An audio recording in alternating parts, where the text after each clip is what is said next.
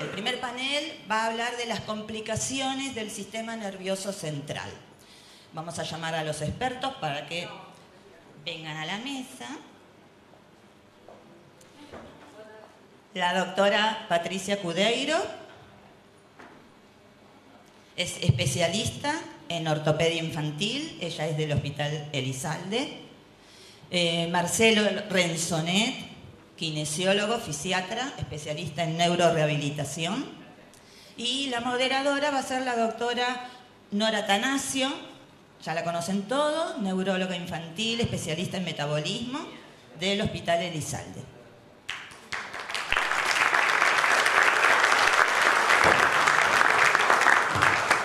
La modalidad es así, tienen 8 minutos cada uno de los expertos, la moderadora hace un cierre también con una presentación y después dejamos libre a las preguntas que ustedes ya hicieron, ¿se acuerdan en el formulario?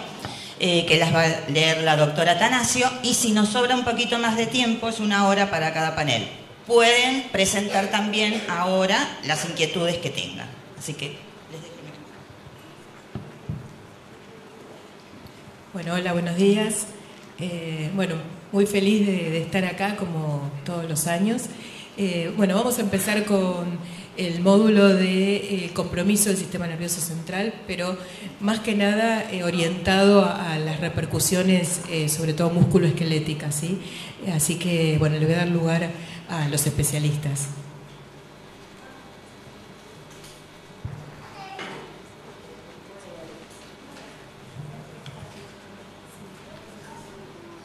Ahí ponemos el PowerPoint. La pongo hasta acá, así que apunten para acá.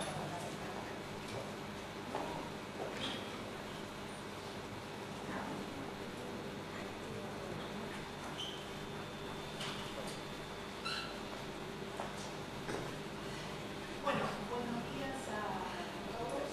Muchas gracias por...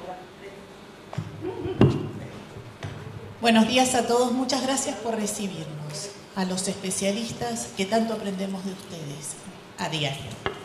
Y nosotros colaboramos un poquito, intentando mejorar la calidad de vida de sus hijos, que también muchas veces terminan siendo parte de nuestra familia. Muy rapidito, para por ahí a los que vienen por primera vez. A veces pensamos que el hueso es como una columna, una cosa de cemento dura que no tiene relación con nada, y desde el sistema nervioso central, del cerebro hasta la médula espinal y los nervios, vemos que todo influye en nuestro sistema muscular y esquelético. No les voy a hablar de leucodistrofias porque ustedes saben mucho más que muchos de nosotros los especialistas, pero sí nos adentramos cada vez que pensamos en una enfermedad poco frecuente en abrir una caja de Pandora, y que nosotros, que estamos acostumbrados en lo más frecuente, que son las encefalopatías no evolutivas, también tenemos que aprender a mirar aquellas cosas que nos hagan sospechar de encefalopatías o lesiones evolutivas. Con sus distintas formas de presentación, espástica, disquinética, atáxica y todas las formas que hay de presentación de leucodistrofias. Fundamental para el especialista. A los traumatólogos no llegan porque vieron la puerta y entraron no encontrando ninguna respuesta, o nos los deriva el pediatra o algún neurólogo o algún vecino o alguien que estuvo afectado. Importante escuchemos a los papás, que ellos saben qué es lo que pasa. Cuando un papá nos dice, está de distinta postura, camina de otra manera, ser muy atentos a esa escucha, porque nunca vamos a buscar aquello que no conocemos, y lo poco frecuente nosotros también debemos buscarlo. Y comunicar con claridad y ser honestos en los mismos, trabajando siempre en equipo, no perdiendo de vista que los sujetos en que nosotros tenemos que velar es a nuestros pacientes. Solo no podemos, necesitamos abordajes interdisciplinarios, porque es una patología, una condición que afecta a muchos órganos y que el músculo esquelético es uno de ellos. afectando al hueso, que no es una columna, que ustedes van a ver un montón de flechitas, que se deforma por acción de muchas hormonas y también por la tracción de los músculos. Y de ahí las intervenciones que muchas veces tenemos que hacer. Nosotros tenemos distintos puntos de evaluación. Siempre trabajamos con neurólogo, pediatra y sobre todo con kinesiólogos en la rehabilitación. Solos no podemos. Lo mejor que le puede pasar a un niño es que nunca llegue a una intervención ortopédica, que siempre pueda ser guiado y no abandone su rehabilitación.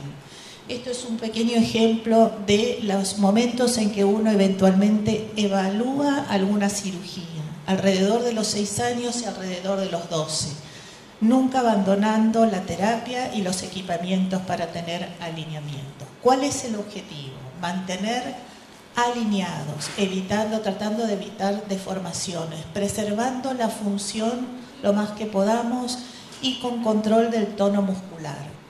Ahí nos van a ayudar básicamente los neurólogos, no lo vamos a hacer nosotros. Las cirugías nosotros tratamos de, como decimos, patearlo lo más adelante posible, que tengan las menos intervenciones posibles. Aquellos pacientes deambuladores a veces necesitamos hacer cirugías multinivel para poner en marcha los mecanismos antigravitacionales que han perdido.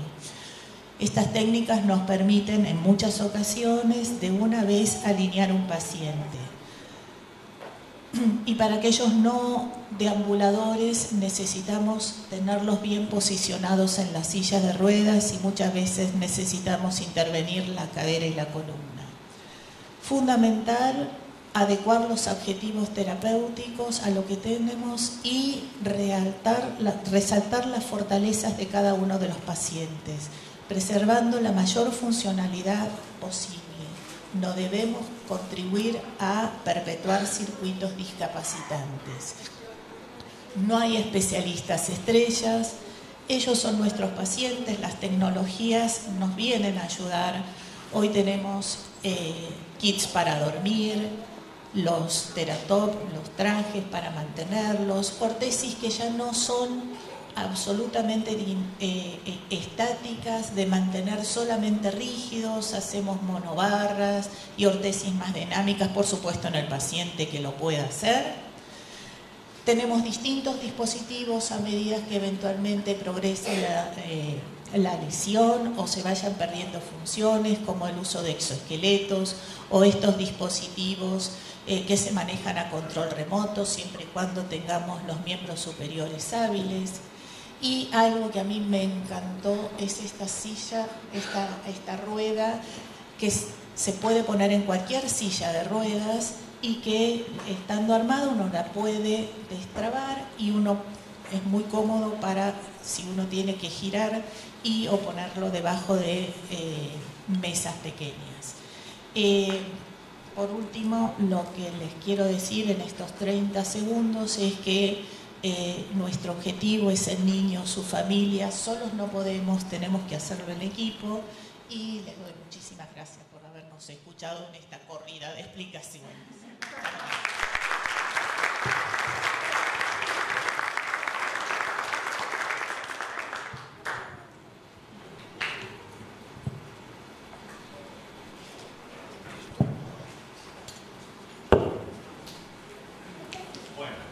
Hola, buenos días a todos, muchas gracias por recibirnos. Esta es la primera vez que venimos con nuestro equipo, nos sentimos realmente muy felices y algunos de los padres que en la jornada de ayer tuvimos ocasión de charlar nos ubican un poquito más porque tuvimos a lo largo de todo este tiempo, una vez por mes, fuimos haciendo encuentros y de ahí surgían las preguntas. Y un poco lo que decía la doctora, del intercambio nosotros aprendemos este tipo de patologías tan complejas, es un desafío diario y es un aprendizaje diario ver cómo podemos juntos hacer cosas. Algo que para mí es fundamental, esta curvita, desde que tenemos la terrible noticia de la aparición de la enfermedad, en la etapa que sea, hasta la resignación o significación de cómo va a ser nuestra vida. Siempre hay un dicho que utilizo mucho de mi padre que decía: el que no sabe lo que busca no entiende lo que encuentra. Entonces, lo que aprendemos, sobre todo los que estamos en el interior, yo estoy en la provincia de La Pampa, es que es muy difícil en las grandes ciudades, con las grandes tecnologías y con todo el aparataje de los grandes centros, si no hay trabajo mancomunado de las familias con los profesionales, sostener en el tiempo. Yo tengo pacientes de 18 y 20 años de trabajo juntos. Es muy raro que en las grandes ciudades eso se dé. Empiezan a rotar los equipos, empiezan a cambiar y no es lo mismo. No es lo mismo porque no conocemos la historia. Vuelve a empezar la historia, no sabemos qué es lo que pasó en todo ese tiempo. Entonces, sostener ese trabajo me da miradas totalmente diferentes de cómo queremos encarar las cosas. Eso es muy importante. Entonces decíamos, ese momento de la recepción hace que toda esa secuencia de vida que va a transcurrir mucho tiempo o poco, depende un poco de la evolución de cada uno, hace que tengamos momentos, primero de mucha angustia, momentos de tristeza, momentos de felicidad y mejoramiento de la calidad de vida.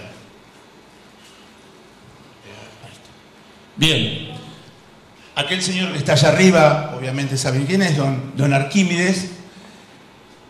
Si hay algo que aprendí con 40 años de profesión es que no sé nada, que todos los días estoy aprendiendo algo nuevo.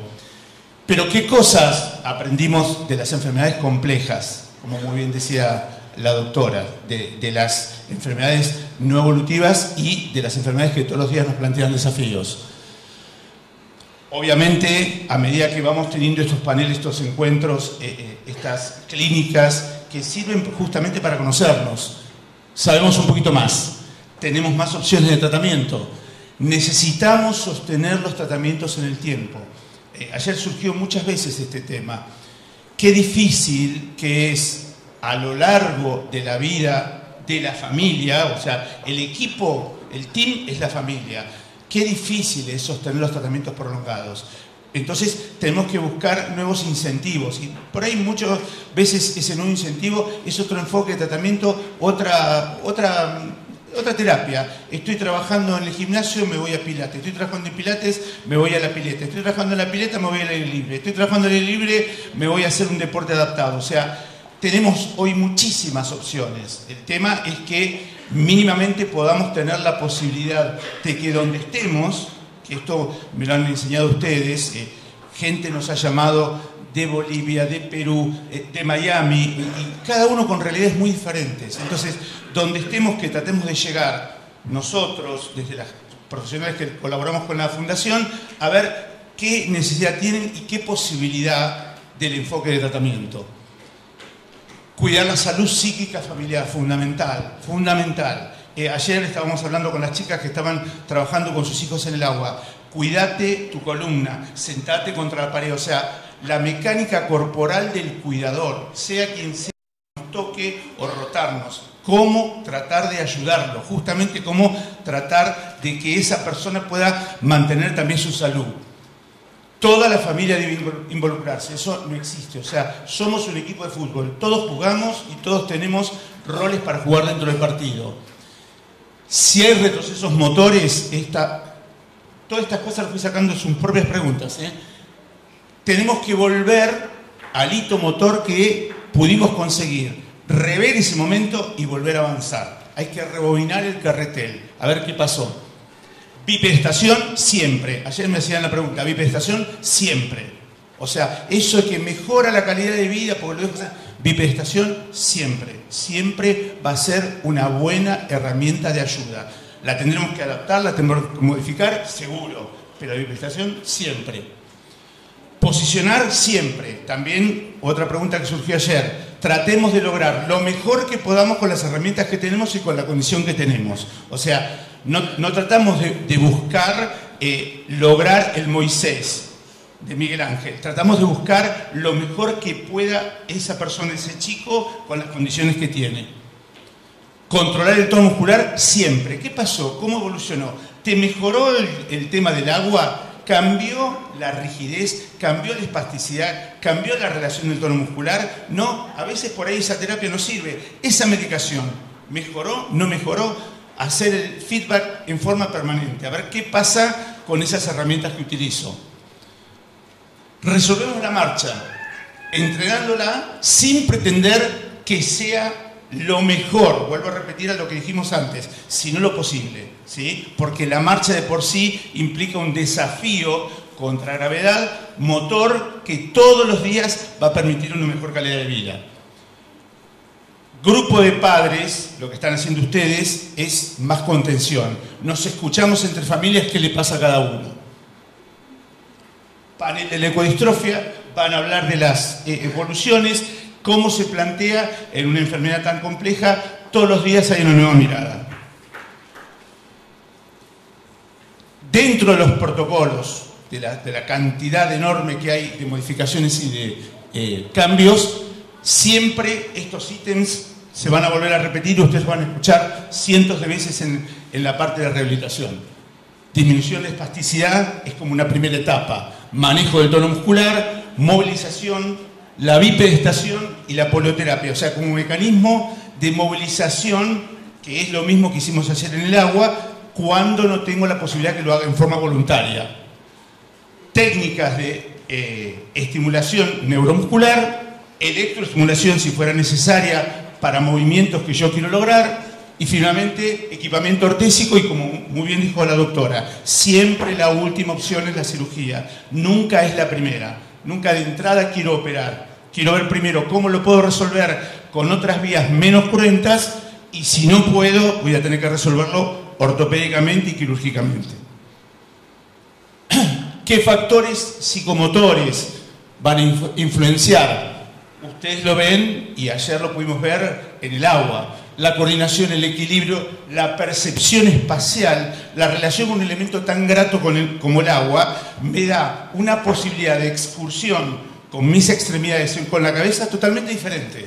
Flotamos, nos movemos, nos desplazamos, esa posibilidad solamente la permite el agua. La percepción temporoespacial y la lateralidad, ¿sí? Trabajar siempre la bilateralidad. Como habíamos dicho, la rehabilitación de la marcha es una etapa posterior a resolver el tono muscular, a la postura y a la bipedestación. O sea, si yo intento el mecanismo de marcha porque me parece bien que el chico camine, me voy a cargar una mochila de problemas que después va a ser muy difícil de resolver. O sea, la ansiedad, como habíamos dicho y como habíamos visto en el primer cuadro, es muy difícil de manejar y es algo que realmente es muy explosivo dentro nuestro. Queremos que todo se haga y se haga rápido. Tratemos de respetar cada una de las etapas y tratar de ver en cada una de esas etapas lograr lo mejor posible para que podamos evolucionar con el mejor desenlace. Finalmente, lo que estuvimos viendo ayer, el tema de la reeducación de la marcha. Esto es un enfoque muy nuevo que inclusive ponemos las paralelas, los bipedestadores en el agua. Como ese medio me permite disminuir la carga de la gravedad, es mucho más facilitador y encima tenemos la posibilidad en un medio que para mí es mucho más recreativo, más ameno, más confortable. ¿Estamos bien el tiempo? Perdón. Simplemente mostrarles las imágenes, ¿sí? Son las técnicas que estuvimos trabajando ayer, ¿sí? Y cómo actúan las fuerzas físicas sobre las modificaciones de la carga respecto al cuerpo humano. Muchísimas gracias, ¿eh?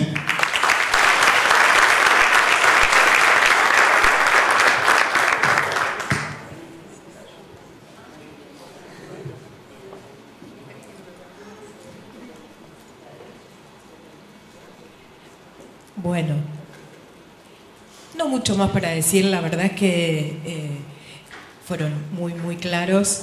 Simplemente, por ahí, yo soy neuróloga y tengo que hablar del cerebro, me gusta. Ahí no. Esto no es para hacer ninguna clase, ustedes ya lo saben, ¿sí? Pero nada más que... Uy, ahí. ¿Por qué? Ustedes ya saben por qué pasa todo esto, ¿no es cierto? Es decir, por qué sus chicos tienen, desde el punto de vista musculoesquelético, lo que tiene que ver con esto, ¿no es cierto? Porque lo que se está dañando, ¿sí?, en las enfermedades de la sustancia blanca es esto, ¿no es cierto? Es la lesión en la mielina, ¿sí?, que es esa, digamos, esa membrana que cubre el nervio, ¿no? Y entonces, no sé si acá tengo para marcar. El del...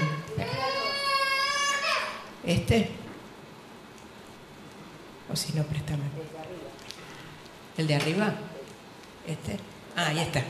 Entonces, porque todos, seguro, y vi que hay un montón de bolsitas de resonancias, así que seguro que todos trajeron, entonces ustedes ya saben que esto que vemos acá, ¿sí?, es lo que llamamos la sustancia blanca, ¿no?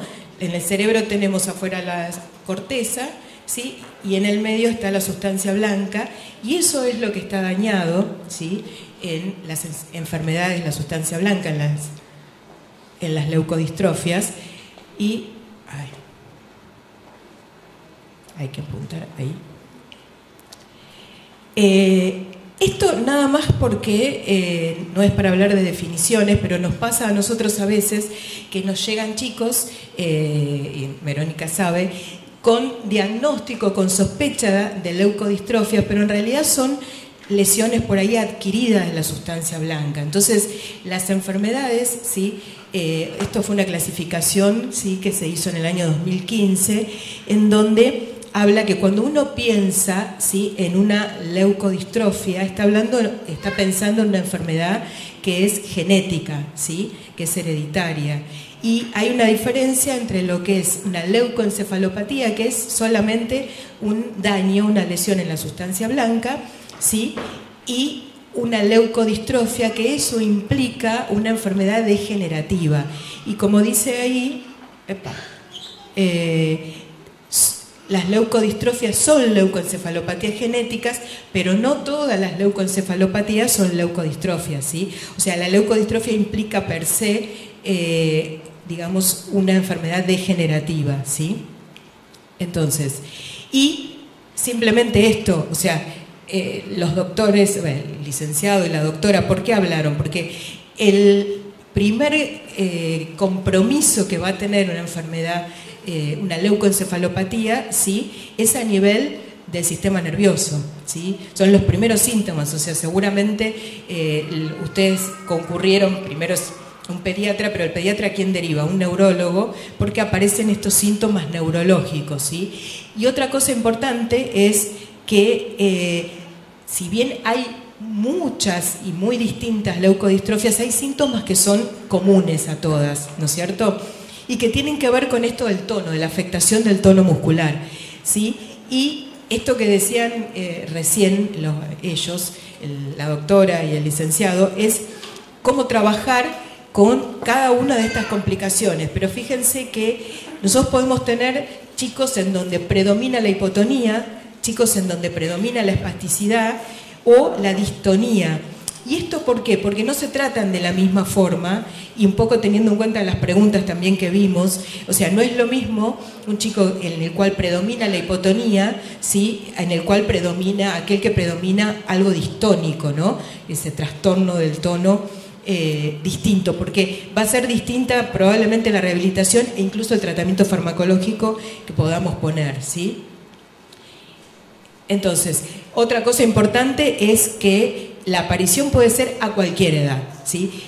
Frecuentemente y más probablemente aparezcan tempranamente en la infancia, por eso la mayoría somos neurólogos infantiles, pero pueden aparecer en la adolescencia, en la juventud, y ustedes lo saben perfectamente a eso. Entonces, los síntomas más graves aparecen en niños, ¿sí? ¿Por qué? Porque tenemos un cerebro que está en desarrollo, ¿sí? Pero eso también nos juega a favor. Ustedes saben que el cerebro es muy plástico, ¿no? Este nuevo concepto que tenemos en los últimos tiempos de la plasticidad neuronal ayuda a que nosotros a veces vemos resonancias feas para nosotros, y la verdad que los vemos a los chicos con un muy buen funcionamiento, y eso tiene que ver con la plasticidad, y cuanto antes se intervenga en esto que contaron, la doctora y el licenciado, por supuesto tenemos más posibilidad de que el cerebro plástico reaccione mejor, ¿sí? Por eso el diagnóstico precoz y la intervención precoz, ¿sí? El equipo interdisciplinario, eso es fundamental, creo que ya quedó muy claro. Y lo que yo les decía, el tratamiento va a depender del patrón de movimiento que predomina, porque a veces vienen y nos plantean la posibilidad de indicar baclofeno y uno ve que predomina la hipotonía. Entonces, si le ponemos baclofeno por ahí a un nene que tiene mucha hipotonía, lo vamos a perjudicar, ¿sí? Entonces, bueno, por eso digo, a veces hay preguntas muy genéricas, pero no existen enfermedades, existen pacientes, ¿sí? Cada uno es absolutamente individual, ¿sí? Y eso es fundamental, ¿no? Que uno pueda definir en base al niño que tenemos enfrente y no al diagnóstico ni de la imagen, ¿no es cierto?, ni el genético. Y bueno, esto de la combinación de terapias físicas, ¿sí? Tratamiento farmacológico, ortopédico y bueno, también lo puse al final incluso quirúrgico, ¿no? Pero siempre es una combinación y un trabajo en conjunto, porque por ahí yo le indico baclofeno y va Marcelo y me dice, no, mirá, está hecho un flan, le pusiste demasiado, o sea, esas cosas se trabajan en equipo. Así que bueno, esto era nada más y bueno, cualquier cosa. Ahora pasamos a las preguntas. Creo que ahí está, preguntas.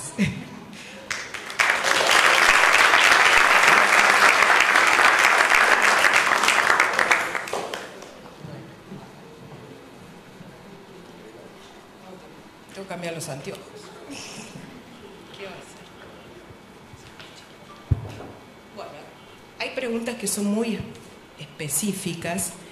Miro acá sobre todo a los doctores especialistas.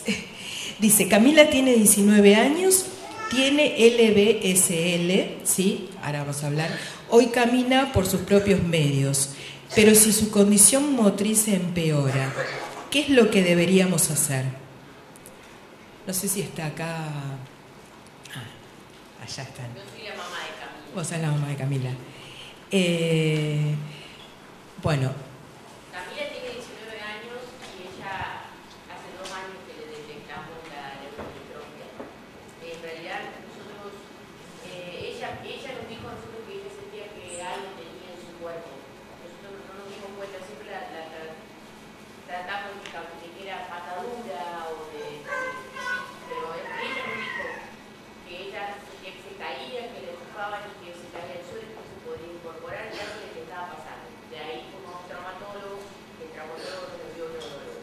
Y hicimos el análisis que tiene el hijo, nos dio LBSL, que es una leucodistrofia que no hay en muchas. O sea, nosotros en Argentina no hay y viajamos a Estados Unidos, pero en realidad no sabemos bien cuál es. O sea, si va a funcionar igual que otras leucodistrofias, si va a perder la movilidad, ella hace actividad física, no hace nada de los tratamientos que vemos acá, nace en un gimnasio. Un profesor que es muy que trabaja con gente con enfermedades de todo tipo y le hace hacer ejercicio de fuerza y de equilibrio, que ella no está pudiendo hacer bien. Pero bueno, sí vemos que camina como que hay un empeoramiento, pero estamos medio sin saber, ¿no? Sí, como vos dijiste, la verdad que es una enfermedad muy poco frecuente. Yo no tengo ningún paciente, no sé, acá los doctores. Lo que sabemos por haberlo leído, en realidad porque uno las estudia, es que hay distintas formas. Hay formas que son muy lentamente progresivas y hay formas asintomáticas también, ¿sí? Entonces, la verdad es que es muy difícil hacer futurología a veces, sobre todo cuando uno no tiene experiencia, porque por ahí con otras leucodistrofias tenemos experiencia y te decimos, mira, a mí me pasó que vi. Son en general, y sobre todo las enfermedades mitocondriales, son enfermedades difíciles, ¿sí? En cuanto al seguimiento, al tratamiento. Yo creo que en esto es como un día a día, ¿no es cierto? Es decir, vivir el presente e ir viendo qué es lo que va pasando. sí compromete cerebelo, compromete tronco, habría que ver las imágenes, ¿sí? Entonces, por supuesto que se tiene que afectar la marcha, pero bueno, va a depender un poco de la afección que tiene en estos momentos, ahí sí en las imágenes, ¿sí?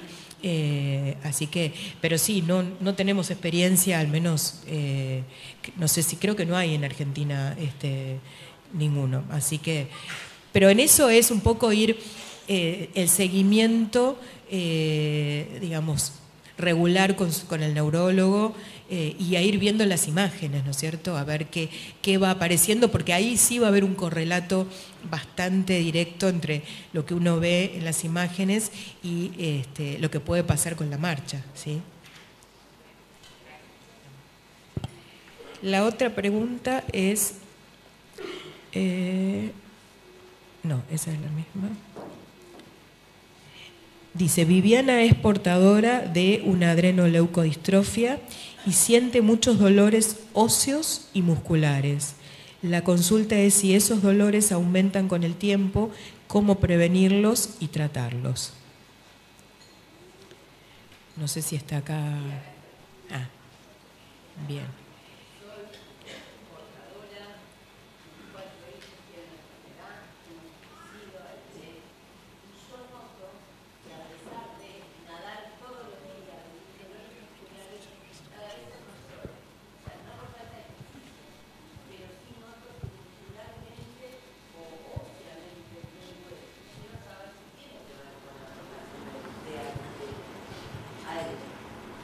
Sí, seguramente que sí. Ahí habría que ver, ¿no estás en seguimiento con...? Sí. ¿Qué es lo que suele pasar? En general vemos esto, que las mamás no tienen un seguimiento y la verdad es que está reportado que sí, que hay síntomas. Los dolores seguramente tengan que ver. Lo que habría que ver ahí es si es un dolor de origen neurológico, neuropático, ¿sí? Porque eso se trata de una manera. O sí, claro, si hay, acá ahora le doy el micrófono a la doctora, o sea, de dónde es ese dolor, si el origen es muscular, lo más probable es que tenga que ver con algo neuropático, ¿sí? Entonces, tiene un tratamiento desde la rehabilitación, pero también puede haber un tratamiento farmacológico, ¿sí? Sí. Generalmente las consultas es dolores óseos, porque es señalo y el dolor óseo. Sí es importante en estas condiciones poder diferenciar, que no te corresponde a vos, sino a los especialistas, si el dolor es neuropático, si es neuromuscular, o si sí es un dolor óseo básicamente generado por osteopenia. Entonces, o sea, por menos mineralización ósea. Entonces hay que hacer esa diferencia porque van a tener distintos abordajes. Alguna vez hablando con Vero, ella decía que no somos más portadoras, somos... Vero, ¿cómo es tu...? Con síntomas o sin síntomas, pero mujeres con ALD, porque ya los portadores son los que transmiten o portan el defecto genético, pero no tienen síntomas. Y ahora se comprobó que todas las mujeres, la mayoría, los tienen. Perdón, pero un aporte quizás te pueda servir, un poco compartiendo con las dos doctoras totalmente. De la mirada del ejercicio terapéutico, la biblioteca respecto a las desmineralizaciones del origen que sean, ¿sí?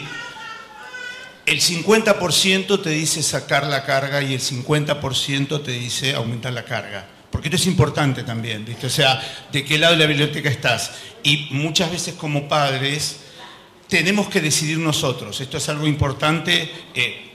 Coincido totalmente con la mirada de ellas desde el punto de vista familiar. O sea, a veces te ponen a vos en la situación de tener que decidir cuál de las dos opciones, porque el equipo médico puede pasar que no se pone de acuerdo. Te digo mi experiencia, con muchos años sobre el tema. Cuando está descartado este tema, como muy bien decía la doctora, del dolor neuropático, es importante empezar a dar carga, y la carga progresiva. Un intermedio de la pileta es pilates. Pilates en aparatos. Chair, reformer, corrector espinal, no en el reformer, no en la camita que es todo muy cómodo, no, que estén todos los aparatos, ¿está bien? Y esto es importante porque hasta ahora, te lo digo que nos ha pasado a nosotros, el traumatólogo nos enviaba a las personas con osteopenia avanzada a la pileta hasta que yo les expliqué, les demostré bibliográficamente que estaban totalmente equivocados, porque lo que hacían era sacarle más gravedad.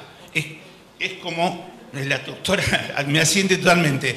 ¿Sabés cómo se demostró esto? Hace muy pocos años, con astronautas en el espacio. Fueron gente joven y una persona mayor, un astronauta mayor. El astronauta mayor perdió más masa ósea y muscular que el resto.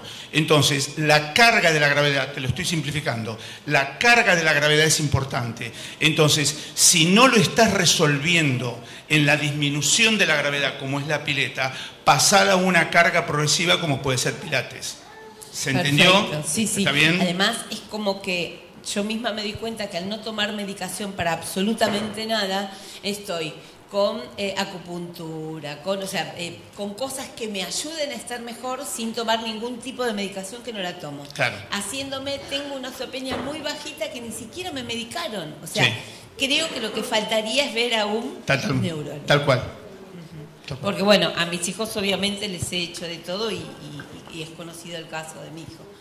Vivi, yo quiero decirles, aprovecho a todas las mamás de ALD, que todos los meses, junto con ALD Connect, moderamos una charla. Es una charla a la comunidad. Participan muchas mamás, muchas mujeres, contando sobre su experiencia, sus vivencias. Hablan de los hijos, hablan de los tratamientos y hablan de ellas, de sus síntomas. Y son de distintos países, algunas de Estados Unidos, pero de habla hispana, otras de Perú, de Colombia, de México, de Argentina. Y cada una cuenta qué es lo que hace. Muchas fueron a ver al doctor Florian Eichler, que es el especialista, el que, bueno, creó ALD Connect, que es el consorcio de adrenoleucodistrofia, que cumple 10 años también ahora. Y él está haciendo un estudio. Yo les mandé el link para que participaran, brindando Me invitás información. siempre, pero en ese horario estoy en la escuela. Bueno, las mamás brindan información ahí sobre sus síntomas, les preguntan sobre todo lo que pueden padecer y están haciendo una investigación especialmente en el síndrome de piernas inquietas, que es cuando a la noche se relajan para dormir. No solo las mujeres con ALD, es un problema neurológico, lo pueden tener otras personas. Las piernas se empiezan a mover solas y no te dejan descansar y no te dejan conciliar el sueño. Están probando una medicina para eso. Pero bueno, participar en esas reuniones está bueno porque uno escucha al otro, ve qué ejercicios hacen, muchos hacen pilates, muchas hacen hidroterapia, aquagym, todo lo que sea en el agua para no perjudicar su físico, ¿no? Y ejercicios de elongación, stretching, hablan mucho de cuidado cuando se levantan, el tema de la propiocepción, estar bien seguros dónde tienen los pies, porque muchas se paran y se doblan el tobillo y se caen, sacar las alfombras, los tapetes, que los caminos para el baño sean directos, porque también hay problemas de incontinencia. Entonces, bueno, uno ir pensando todas esas cosas para tener una mejor calidad de vida. Y se está haciendo investigación y se está buscando algún tratamiento para las mujeres también. También dijeron que ahora están con un trial para, bueno, después a Martino lo va a decir, para los varones adultos con AMN, adrenomieloneuro-neuropatía. Y si eso resulta, luego lo van a probar en las mujeres también, porque los síntomas son similares a los varones con AMN, lo único que las mujeres los tienen más tarde. De hecho, en reuniones anteriores ya lo hemos hablado, pero se está incrementando con la edad. Estoy pisando los 60 y no lo noto igual que a los 50, obviamente. Gracias. Perdón, yo no soy portadora de ALD, soy portadora de Banshee y hace años estoy exactamente igual. ¿Qué se sabe de madres portadoras de otras patologías que no sea ALD? ¿Nada? No es ligada a él. Claro, el tema es muy importante lo que dijo Verónica, que es verdad que ya no se habla de portación de estas enfermedades. Pero digamos, las que pueden tener síntomas son aquellas que son ligadas al X. Yo la verdad que de Vanishing no deberían tener síntomas por ser portadoras de esa enfermedad, ¿sí? No sé si... Puede ser casualidad. Claro, puede ser otra cosa, ¿sí? Claro, podría ser otra cosa, pero si no, uno piensa, digamos, en aquellas que son ligadas al X, como pasa en otras enfermedades, como enfermedad de Fabry, ¿no? Pero en Vanishing no debería, ¿sí? Seguimos con otra pregunta que es bien traumatológica. ¿Cuándo es necesaria la cirugía para liberar el tendón de los miembros inferiores? Bueno, yo ahí me preguntaría qué pasó para llegar a tener que operarlo. Porque la cirugía es necesaria cuando no hay manera de... Hay dos condiciones para que haya una cirugía y el tipo de cirugía. Si hay retracciones dinámicas, pero no se llega a el rango de movilidad adecuado, y con intervención farmacológica no logramos mejorarlo, y con la rehabilitación si uno hace una elongación de las fascias, no de los tendones. Ahora, si necesitamos estirar un tendón, es que algo pasó en el medio. No hubo una rehabilitación, algo pasó como para tener que llegar a tener que hacer una cirugía para estirar un tendón. Lo ideal sería no llegar o retrasarlo lo más que podamos. No quiere decir que no lo hagamos, pero no tenemos una edad específica. Ocurre cuando ya no hay capacidad de por otros medios elongar ese tendón, pero en el medio hay algo que pasó. No sé si está respondida la pregunta. O sea, algo pasó con la rehabilitación, con el equipamiento, algo sucedió. Algo no se pudo manejar en el tono muscular.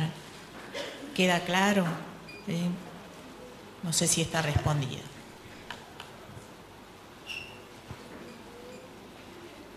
Bueno, la siguiente dice, quería consultar sobre la administración de magnesio y potasio en pacientes con leucodistrofia. ¿Favorece en algo? Mi hijo, que tiene Pelizaeus-Merzbacher, toma 2 preparados de cofactores durante varios años, tomó 2 preparados de cofactores durante varios años sin hacer descansos, y este año nos pidieron dosajes de todos los cofactores y la neuróloga eliminó varios. ¿Es realmente necesario, da lo mismo tomarlos o no? La verdad que cuando leímos esta pregunta, no sé si están acá los que... Claro, queríamos saber qué cofactores tomaban. Los quería traerlos anotados, pero básicamente eran un montón de vitaminas, riboflavina, vitamina C, vitamina B12, que se los dio la especialista en enfermedades metabólicas hace un montón, los hacemos preparar en una farmacia. Y bueno, no veíamos cambios, y durante un montón de años seguidos, ahora cambiamos de neuróloga, y dice, hagamos un dosaje, porque a lo mejor tiene de más, y bueno, sí, nos redujo un montón, los tengo que tener anotados, ya después me voy a fijar. Y bueno, pero ahora con todo esto del magnesio, el nuevo kinesiólogo que la atiende ahora decía, fíjate que hay un montón de chicos con magnesio y potasio que están dando muy buenos resultados, sobre todo la parte energética. No sé si hay algo comprobado. No, probado, o sea, no hay ningún tratamiento específico para Pelizaeus-Merzbacher. La verdad es que no. Yo creo que este conjunto por ahí de vitaminas favorecen otro tipo de cosas, ¿sí? Como puede ser, por ejemplo, hay la vitamina C como antioxidante, ¿sí? Pero no que sean específicos para Pelizaeus-Merzbacher, la verdad es que no. Entonces, también en eso hay que dosar, porque un exceso de vitamina B no es bueno, puede ser un efecto contrario, dar neuropatías. Entonces, probado en peliceos no hay nada, la verdad es que no, ¿sí? O sea que no tendría indicación. Por ahí, bueno, le hacen un dosaje y tiene deficiencia de alguna vitamina, uno lo que hace es suplementar por la deficiencia, pero no por la enfermedad, ¿sí? Después dice, ¿cuál es el impacto de la terapia física kinesiológica en el pronóstico de la leucodistrofia Vanishing White Matter y cómo medirlo?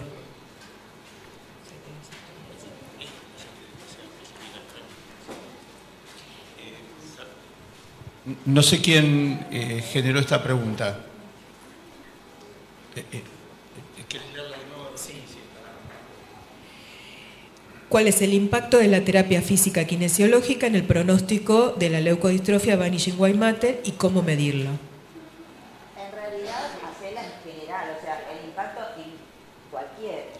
Bueno, lo que pasa es que es tan específica, Vero, que tendríamos que saber en qué etapa, el estadio y cuánto hace que está trabajando y con qué abordaje.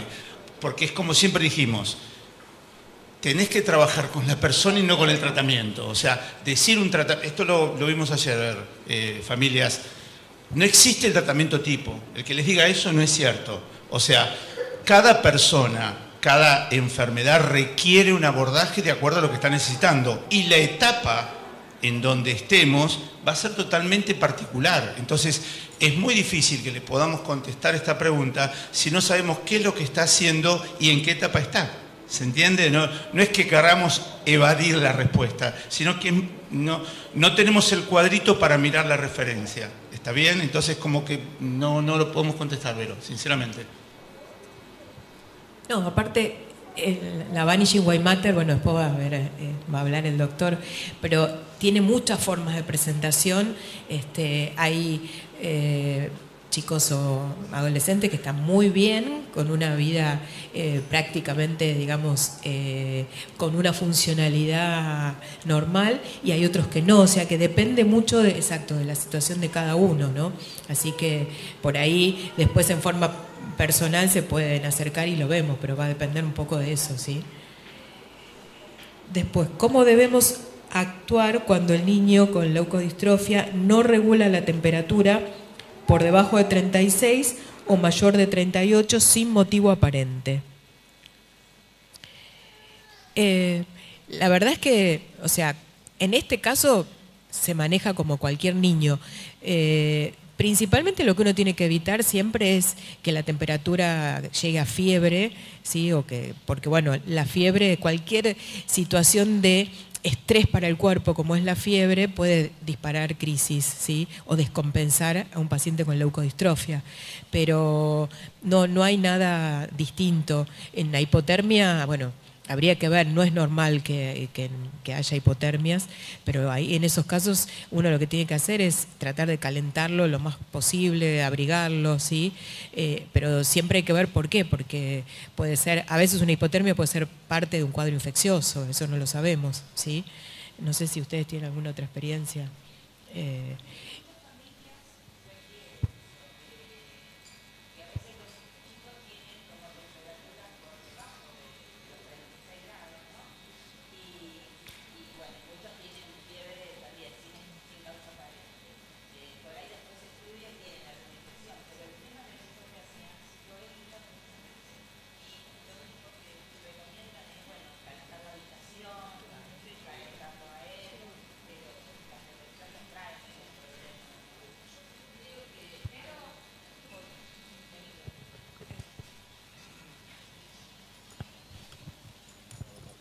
No, dos cosas me parece que las leucodistrofias traen.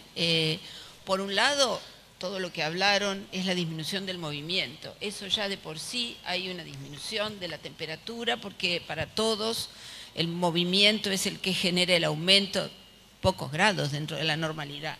Eso puede dar una hipotermia en chicos que tienen mucha reducción del movimiento. Y por otro lado hay algunas leucodistrofias que afectan un área del cerebro que se llama tronco cerebral, que tiene áreas de regulación de la temperatura y hay especialmente en ellas hay un cambio en la temperatura que igual es lo que dice Nora, son medios físicos externos y mucho de la rehabilitación, seguramente después de una buena sesión en el agua, de gimnasia, de movimiento, todo esto entra en la normalidad, no hay como magia, no podemos poner un termostato ahí nuevo, pero el movimiento es fundamental. No solo calentarlo físicamente, sino moverlo, activarlo y despertarlo.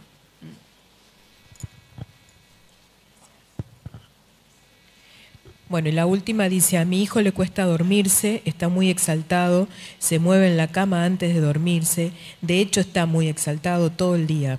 Durante la noche algunas veces también se mueve involuntariamente, le estamos dando melatol y la neuróloga propuso cannabis. ¿Qué opinión tienen al respecto? ¿Qué otras medicinas o terapias recomendarían? ¿Un estudio del sueño aportaría algo? Muchas gracias. Sí, un estudio del sueño aportaría mucho, ¿sí? Porque uno tiene que ver cómo está ese sueño, si hay una alteración en la eficacia del sueño, ¿no?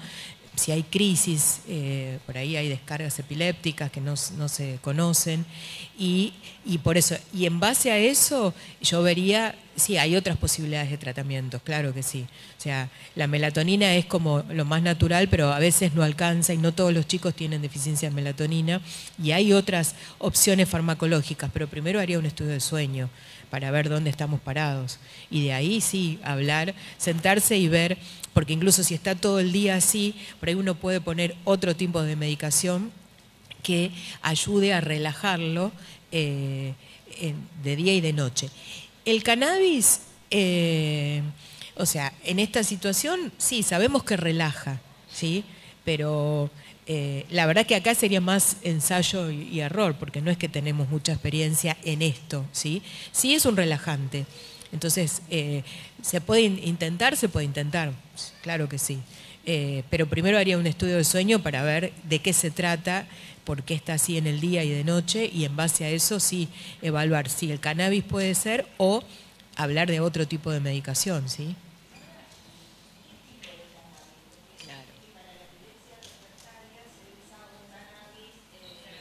El CBD.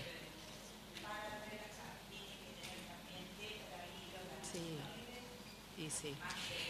Claro, en realidad cuando uno habla de epilepsia es el CBD, ¿sí? Pero cuando uno habla de otras, digamos, otros síntomas, el HTC o HCT es el que serviría, pero también tiene más efectos adversos, ¿sí? El problema con eso que nos pasa, me pasa a mí, creo que nos pasa a todos, es que no sabemos, no manejamos las dosis, o sea, nos vienen con los frasquitos y yo soy bastante amplia y la verdad que estoy de acuerdo y tratar de que hagamos lo mejor entre todos, porque esto no es una decisión del médico, sino es una decisión en conjunto. Lo que pasa es que a veces nos traen un frasquito que dice, sí, CBD más THC, no sabemos cuánto tiene de cada uno, no sabemos, claro, según el porcentaje, pero...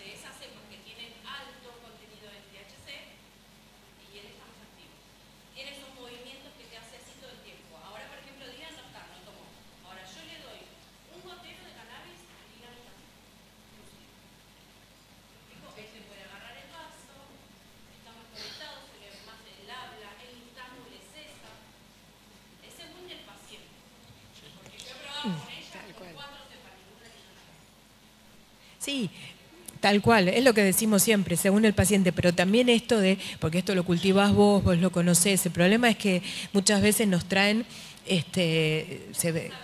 Claro, qué cepa, qué planta, cuánto tiene cada uno, porque sí, ahí dice, me dijeron que le dé una gotita cada 12 horas, pero no tenemos las dosis, o sea, es distinto el CBD que ya está aprobado farmacológicamente, que sabemos las dosis, cuánto tiene por mililitro. La verdad que se hace difícil y sobre todo cuando no sabemos quién lo produce, ¿sí? Porque bueno, siempre hay riesgos, cómo se cultiva, ¿sí? Cómo se prepara, qué le colocan de excipientes que pueden ser tóxicos, o sea, con esas cosas hay que tener mucho cuidado. Así que, pero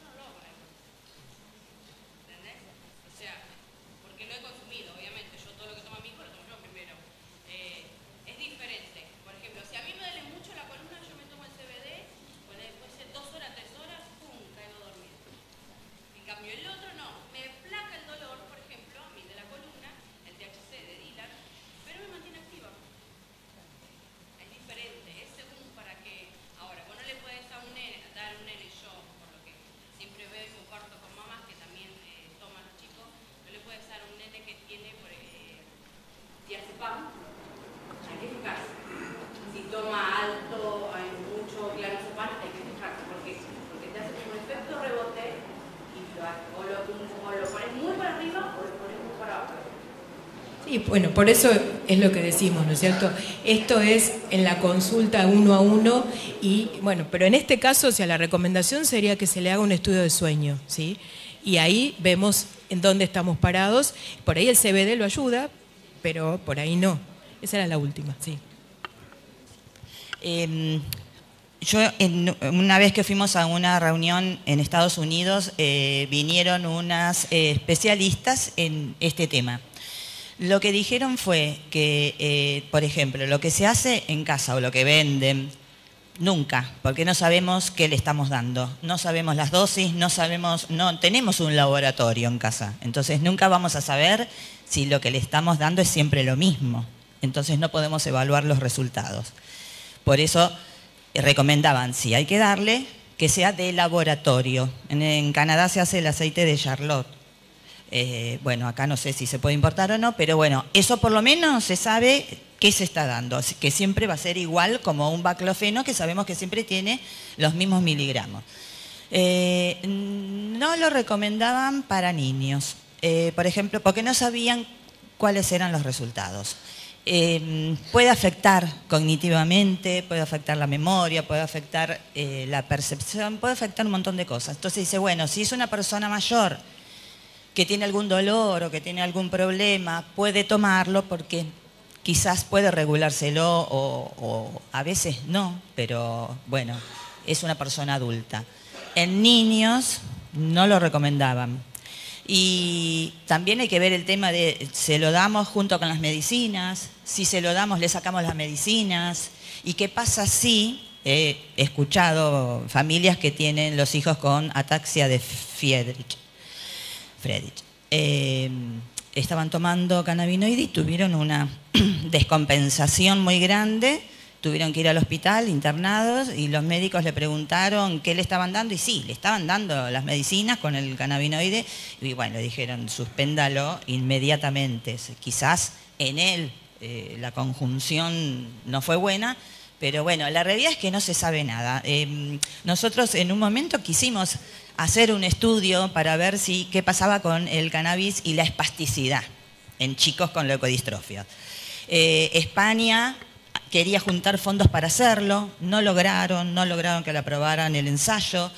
Lo hablamos con Amartino y nos dijo, bueno, habría que hacerlo, pero con una sola leucodistrofia, no podemos hacerlo en general con todas. Y si lo hacemos con una sola, los chicos tendrían que estar todos en condiciones similares, porque también cómo evaluamos. Entonces, bueno, era bastante difícil. Lo único que conseguí científico fue un paper que nos mandó el doctor Prasad, donde se probó el cannabis para la espasticidad en esclerosis múltiple y dijeron que había ayudado un 30%, pero que también era un poco subjetivo esa medición del 30%, porque es la propia persona la que dice estoy mejor, no estoy mejor. Bueno, no era muy científico. Perdón, Vero y la mamá que hablaba muy bien recién. Surge, esto es lo que habitualmente surge y lo interesante de todos los encuentros, de que uno termina charlando con los profesionales. Es interesantísimo el tema de los cannabinoides. La experiencia nuestra ha sido con síndrome de West en La Pampa, con las epilepsias. Y el gran tema es un poco como la pregunta que nos dio la mamá aquella de la suplementación. Se está usando mucho, les digo en lo nuestro, en la rehabilitación, el tema de la suplementación en chicos discapacitados haciendo deporte de alto rendimiento. Pero ¿qué pasa? Tenemos que tener en cuenta que no hay estudios, no hay estudios en donde esté estudiado la interacción farmacológica. Recién me lo decía muy bien la doctora. La interacción es esta droga con esta droga. ¿Alguien sabe qué sucede? Nadie sabe. Entonces, más allá de la fuente que nos dé, que puede ser recontra confiable, ese laboratorio, por más que sea canadiense, ¿sabe la interacción con toda la polimedicación que tienen los chicos? No, porque jamás se ha hecho. Entonces, es muy complicado seguir agregando cosas. Es como el ejemplo que muy bien preguntó la mamá de los suplementos. El kinesiólogo dijo, sí, se usa mucho, ahora está de moda. La creatinina y el magnesio, para todo lo que es deporte de alto rendimiento, así sea en discapacidad. Pero, ¿qué medicación toma? Si es un chico trasplantado, ¿la puede tomar? O sea, ¿se entiende a dónde voy? O sea, cuidado con el hecho de que querramos poner la mejor buena voluntad en probar cosas que no están probadas, porque a mi hijo le hace bien. Pero ¿sabemos cómo interactúan? No lo sabemos. Yo creo que esa es la pregunta un poco del millón. Perdón la interrupción, doctora. No, perfecto. No, creo que sí. Ya terminamos. Bueno, muchas gracias. Pero allá hay una pregunta. Sí. Camila, desde que, yo no sé si tiene algo que ver, posiblemente no, pero Camila está muy depresiva. Por supuesto, se enteró de que tenía una leucodistrofia a los 17 años. Supongo yo que posiblemente está con tratamiento psicológico, obviamente. Pero ¿puede influir la leucodistrofia en la parte, o sea, como sabemos que sus partes blancas están inflamadas? ¿Puede producirle alguna complicación a nivel psicológico? ¿O eso no se sabe tampoco? No se sabe. Sí, pero es probablemente que esté relacionado, ¿sí? Porque por ahí uno conoce o ve radiológicamente lo que está afectado, pero seguramente hay otras áreas que no se ven y que pueden estar afectadas. Pero desde ya, cualquier enfermedad crónica tiene un impacto psicológico, ¿sí? Cualquiera, más en un adolescente. Sí. O sea que no sé si tiene que ver directamente con una afección de la enfermedad, pero seguramente es un impacto secundario, ¿sí? Perfecto, muchas gracias. Sí. Claro, la curvita que mostró Marcelo de cuáles eran, digamos, los pasos que se iba siguiendo, ¿no es cierto?, ante un diagnóstico, ¿sí? No, lo único que yo quería agregar es esto de el CBD para las epilepsias está muy probado, ¿sí? Se hizo un trabajo, hay trabajos internacionales y el último trabajo fue acá en el Hospital Garrahan con el doctor Caraballo y está absolutamente probado para, o sea, CBD para epilepsia, que es el CBD puro, ¿sí? Está probado, eso no hay ninguna duda. El resto es todo charlable, muy charlable, ¿sí? Eso nada más. Bueno, muchas gracias,